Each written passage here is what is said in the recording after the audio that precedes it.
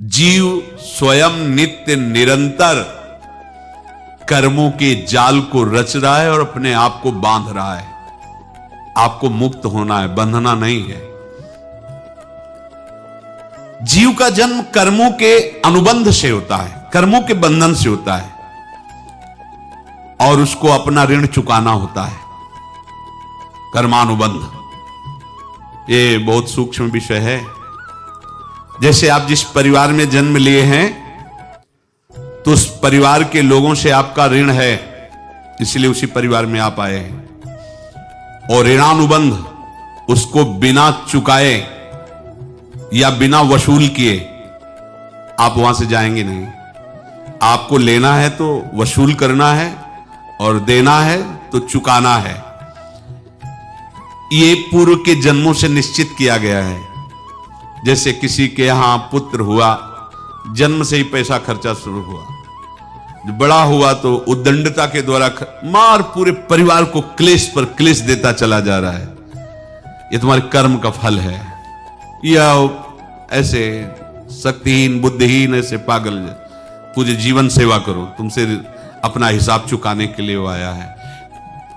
अब परिवार के जो सदस्य जुड़े आके, मतलब पत्नी आते ही पूरी हृदय में आनंद, परिवार में आनंद, और जीवन भर वो आनंद ही सुख देने के लिए उसका जन्म हुआ। वो अपना ऋणानुबंध मुक्त, और आते ही भयंकर क्लेश खड़ा कर दिया, बीच में दीवाल और झगड़ा वैसा, फिर अतरे दिन मारपीट शुरू, कलह अशांति, पूरा जीवन नरक हिसाब करने आए।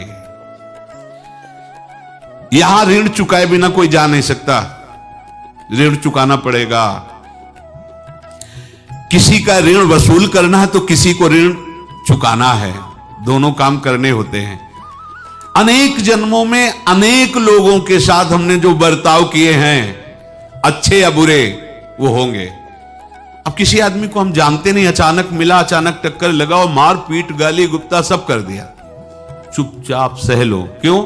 ये आपका हिसाब है, पूर्व का हिसाब। हमारा उससे कोई द्वेष नहीं, कोई संकल्प नहीं। अचानक घटना घटी और हमसे द्वेष करने लगा, हमें पीटने लगा, हमें गालियां दे, ये हिसाब है, चुपचाप सह जाओ।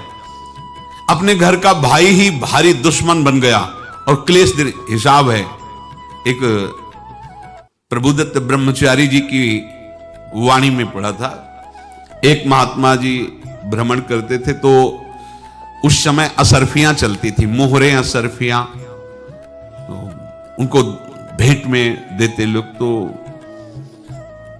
या तो ठाकुर सेवा में लगे तत्काल, या संत सेवा में तत्काल लगे, उसका संग्रह करके डोलना ये ठीक नहीं है बैरागी के लिए, सिद्धांत में ये ठीक नहीं। तो जब 2, 4, 6, 8 ऐसे मोहरे हुई तो उन्होंने विचार किया कि और भ्रमण करके जब काफी मोहरे हो जाएंगी तो प्रयागराज में जब कुंभ पड़ता है, एक बार पूरे सब अखाड़े के संतों को, अलग अलग संप्रदाय सब संतों को बुलाएंगे और सबको पुआएंगे। अब साधु है तो यही विचार करेगा, और क्या विचार करेगा। तो उन्होंने ऐसे डंडा बनवाया, बेंत, जो ऊपर से चूड़ीदार और भीतर पोला, और मोहरे उसमें डालते गए। और भ्रमण, जहां जहां श्रद्धालु भगत थे सबके यहां जाना और इच्छा रखना कि एक मोहर तो दे दे दक्षिणा में। कामना कोई भी हो वो बांधती ही है, ध्यान रखना। इसीलिए प्रभु जो चाहे वो करे, अपनी चाह नहीं रखनी चाहिए, अपनी चाह प्रभु की चाह में मिला देनी चाहिए। धीरे धीरे वो छड़ी भर गई। भ्रमण करने वाले महात्मा चूड़ी लगाई, इंतजार करते रहे। जब प्रयाग का कुंभ पड़ा तो चले। तो रास्ते में एक गांव में पूछा जाता है, जैसे कहीं रुको कि कोई श्रद्धालु ऐसा है जो संत सेवी है। तो कुछ लोगों ने बताया, हाँ एक परिवार है बहुत संत सेवी है और आपको मिलाते हैं उनसे। आइए महाराज, घर में रुका, खूब अच्छा हलवा पूड़ी पवाया, और जो घर के मालिक थे चरण दबाए। चरण दबाते दबाते उनकी दृष्टि पड़ी उस डंडे पे, इतना मोटा और ऊपर से कुछ चूड़ी सी भी नजर आ रही। इस डंडे में तो कोई रहस्य है ही है। अब महात्मा जी को खवा पिला के सुला दिया। महात्मा जी जब सो गए तो पत्नी से धीरे से कहा, वो डंडा लाओ बाबा जी का डंडा। वो चूड़ीदार जो ही खोला पलटाया तो सैकड़ों मोहरे। ऐसे संत रोज पधारे भगवान, तुम आनंद हो जाए फिर क्या। पत्नी से कहा, नाप के कंकड़ लाओ। वो तो महात्मा जी तो खाए खीर पूड़ी, आराम से सो रहे। रात में पूरी प्लानिंग करके उसमें कंकड़ भर के चूड़ी लगाकर सिराने रख दिया, सारी मोहरें हटा ली। महात्मा जी आराम से छड़ी उठाए तो वजन पक्का। वैसे बड़े लोग चतुर होते हैं, पर ये नहीं जानते कि कर्म कितना भयानक होता है। और उनकी कोई संतान नहीं थी, पर धन में इतना प्रेम उनको था। बहुत सावधान। साधु महात्माओं के पास जो अर्थ है, गृहस्थी अगर आता वहीं से है, पर अगर उसको जोर जबरदस्ती या किसी छल कपट से, तो वो उसका विनाश ही करता है। आज तक का प्रमाण है। अब उनको ये भाव पता नहीं होगा, या पता होगा तो लोभ के कारण वो उसको मान नहीं पाए होंगे। महात्मा जी गए प्रयाग में, किसी अखाड़े पर रुके और वहां प्रार्थना की कि कल जो है संपूर्ण अखाड़ों का निमंत्रण किया जाए और सब संतों को भोग पवाया जाए और उनको दक्षिणा भी दी जाए। महंत ने सोचा कि बहुत बड़ा है तो उत्सव है, क्योंकि प्रयाग में कितने हजारों संत महात्मा सब। तो उनका महाराज बोरों इसमें चीनी और टीनो घी लगेगा, सब व्यवस्था। बोले आप मंगाइए, एक एक हिसाब हम करेंगे, हमारे पास सब व्यवस्था है। बोले कुछ तो पहले दे दो, इकट्ठे देंगे हम। उनको था कि अगर हम छड़ी खोला और दो चार मोहरे दी, किसी को पता लग गया तो गड़बड़ हो सकती। बोले हम भंडारे के समय आखिरी में सब कुछ आपको दे देंगे। ठीक है। वो अपने पास से पैसे लगाकर खूब जितना सामग्री सब लाए, लाखों की, और सब संतों को निमंत्रण कर दिया। संत जन निमंत्रित हो गए, भंडारा बन रहा है। तब वहां के महंत है, उनका देखो भंडारा भी बन रहा है, संतों को निमंत्रण। अब आप अर्थ की व्यवस्था कीजिए, क्योंकि इतनी बड़ी हमारी सामर्थ्य नहीं थी जितना हमने किसी तरह हमने व्यवस्था की। अब मुझे अर्थ चाहिए, तभी आगे की व्यवस्था बढ़ेगी। संतों को दक्षिणा देंगे और जिनसे अर्थ लिया उनको दे। देखो रसोई बन गई सब। उनका छत में विश्वास नहीं तो ये अभी चूड़ी खोली। उनको तो था ना कि मोहरे हैं, कंकड़।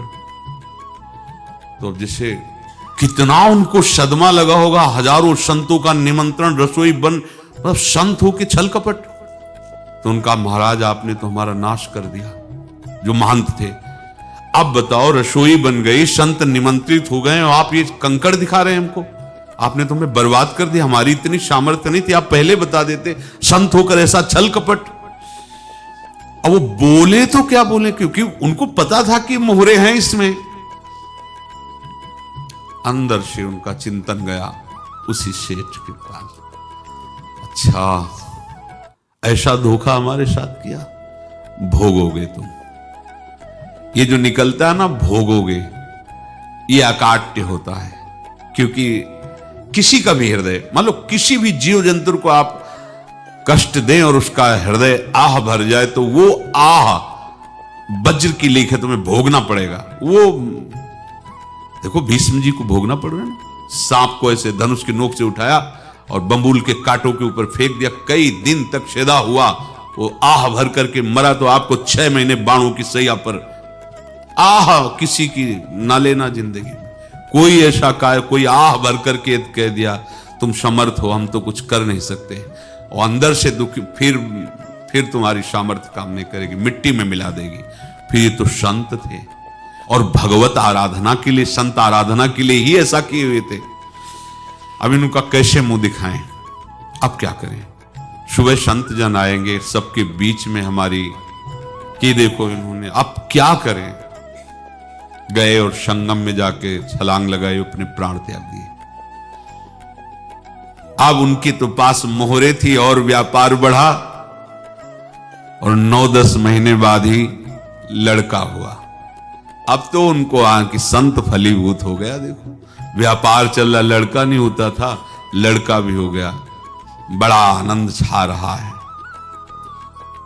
जब से वो प्रकट हुए और धन की वृद्धि शुरू हो गई, पढ़ाई लिखाई में उनके खर्चा हुआ सब, बस बीमारी शुरू हो गई उनके शरीर में, अब उसमें पैसा जाना शुरू हुआ।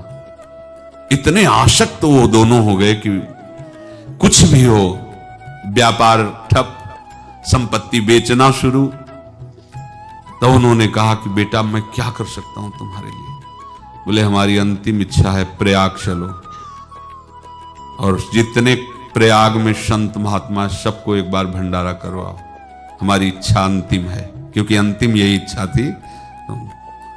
बोले अब ज्यादा संपत्ति तो नहीं रह गई, तो बोले घर बेच दो, मेरे लिए ही तो है, बेच दो, मुझे लगता मैं बचूंगा नहीं, पर मेरी अंतिम इच्छा पूर्ण कर दो।